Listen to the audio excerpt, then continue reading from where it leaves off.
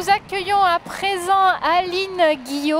Alors Aline, elle est bergère, elle est aussi éleveuse de chiens de troupeau et c'est la référente pour le département de la Drôme de l'Institut de l'élevage IDEL.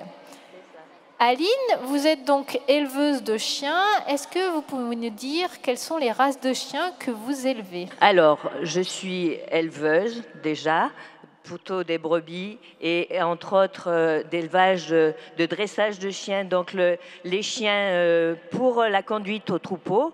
Moi, j'ai des border collie, mais il y a différentes races comme les bergers des Pyrénées, les bosserons, les bergers de Crau. Mais le border collie a pris un peu le pas sur les autres races parce qu'il est très, très docile et facile à dresser. Alors là, ce que vous voyez, ce sont les chiens de protection de troupeau. Ce ne sont pas les chiens de conduite. Ces chiens-là sont faits pour protéger les brebis. Donc, comme vous avez vu dans le film, ils naissent au troupeau où ils sont intégrés à 2 mois et ils grandissent petit à petit dans le troupeau qu'ils vont protéger. Et ensuite, des fois, ils partent en montagne. Et alors là, tous les chiens sont regroupés et chacun a son lot de brebis. Il y a un chef et des sous-chefs. Et en général, l'intégration se fait correctement. On voit ici un exemple du chien qui est au milieu des brebis. C'est quoi comme espèce? Donc là, ce chien-là, c'est un montagne des Pyrénées. Ça, c'est un berger d'Anatolie. Vous voyez, il est protégé avec un collier à clous. Ça, c'est pour se protéger de la prédation des loups qui, en général, attaquent au niveau du cou. Et ensuite, maintenant, il y a aussi des transmontanos. C'est des gros chiens, genre un peu chien de chasse, mais bien plus haut sur pattes. Et chacun a une conduite un petit peu différente. Les montagnes des Pyrénées, donc les blancs, sont là pour, bien souvent, sont protecteurs, aboient pas mal. Et les bergers d'Anatolie qu'on vient de voir avec le clou, eux sont souvent, ils font des grands périmètres, ils courent après toute espèce, sanglier, chevreuil, tout ce qui peut passer comme bête, ils sont prêts à aller assez loin dans la prévention. Donc on a les chiens de protection qui sont là pour protéger le troupeau et on a aussi donc les chiens de conduite avec lesquels tu travailles. Est-ce que tu peux nous expliquer un peu ton travail? On a une vidéo, je crois, à montrer. Alors en principe, les chiens de travail, c'est donc voilà, ça c'est un border collie.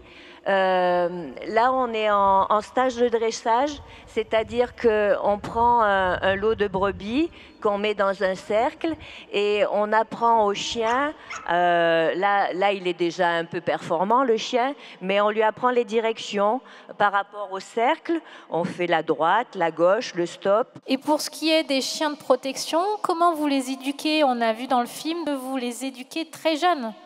Voilà. C'est pas une éducation. Le chien en lui-même a l'instinct et nous, on leur apprend différentes situations pour quand ils sont dehors, à l'extérieur, ils soient moins surpris par les vélos, par les voitures, par les gens qui arrivent, par les casquettes, par les chapeaux, par les bâtons. Et en fait, nous, on fait de 2 mois à 1 an. Pour l'introduction et pour les conseils, c'est surtout des restrictions. Il ne faut pas qu'ils courent après les agneaux, il ne faut pas qu'ils leur mordent la queue, il ne faut pas qu'ils jouent trop, et il faut qu'ils respectent les fils électriques, les filets, qu'ils ne sachent pas sauter n'importe quoi. Et une fois qu'ils sont en situation, par exemple, c'est souvent en montagne, le berger ou l'exploitant, quand ils sont confrontés à une prédation, stimule le chien en criant, en courant avec eux pour que l'instinct se développe. Et une fois qu'ils ont vu une fois une prédation, ils savent à quoi ils ont affaire et ils le font automatiquement. Et quand on randonne et qu'on croise du coup un troupeau, avec notamment le chien de conduite, mais aussi les chiens de protection, comment on doit se comporter en tant que randonneur? Alors, en général, les chiens de conduite restent très proches du berger ou alors ils ne bougent pas trop.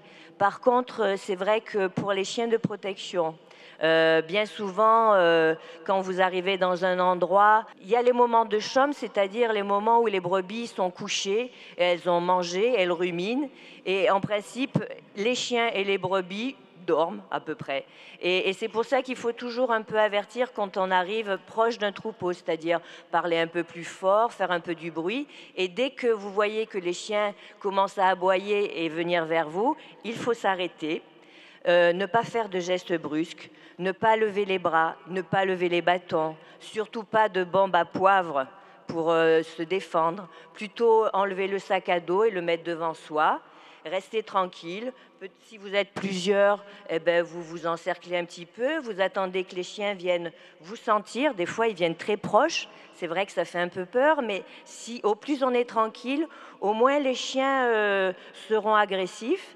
Et puis une fois que vous voyez que les chiens se calment un petit peu, on regarde jamais les chiens dans les yeux, on tourne un peu la tête, on baisse un peu la tête, parce que ça, c'est un signe d'apaisement. Le chien comprend que vous avez compris, c'est lui le chef, vous êtes chez lui, et donc il a compris que vous avez accepté ce fait-là. Et ensuite, vous reculez un petit peu et vous contournez tranquillement le troupeau, toujours tranquillement. Le chien va vous suivre sûrement, ou les chiens vont vous suivre sûrement un petit peu, peut-être encore un petit peu en aboyant, et puis à un moment donné, ils vont s'arrêter et ils vont repartir au troupeau. C'est la conduite la plus sereine à prendre. Et c'est vrai que des fois, on est tellement surpris et on a un peu peur lorsqu'ils arrivent tous en groupe, mais il faut essayer de se dire, bon, je ne bouge plus, j'attends que les chiens me sentent, et après on part tranquillement, sans gestes brusques et sans cris. Merci Aline pour ces conseils. On va la remercier d'être venue parmi nous. Bon après-midi.